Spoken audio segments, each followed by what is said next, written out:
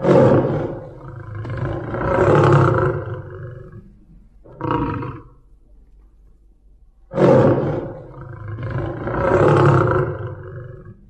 জিনাতে রক্ষে নেই, হাজির তার সঙ্গীও।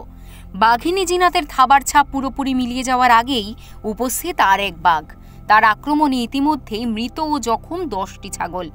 অনুমান করা হচ্ছে ঝাড়খণ্ড হয়ে বাঘটি পুরুলিয়ার বান্দোয়ানে প্রবেশ করেছে।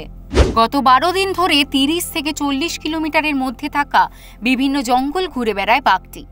গলায় রেডিও কলার না থাকায় তার সঠিক অবস্থান এখনো পর্যন্ত জানতে পারেনি বন দফতরের কর্মীরা। এই বাঘটি জিনাতের সঙ্গী বলেই অনুমান করা হচ্ছে। এখনো পর্যন্ত জখম ও মৃত মিলিয়ে প্রায় 10টিরও বেশি ছাগল উদ্ধার হয়েছে গঙ্গামান্না এলাকা থেকে।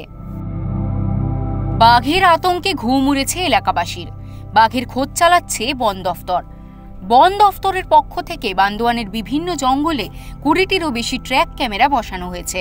সঙ্গে বাঘ বন্দি করতে ছাগলের টোপ ব্যবহার করে 3টি খাঁচাও রাখা হয়েছে।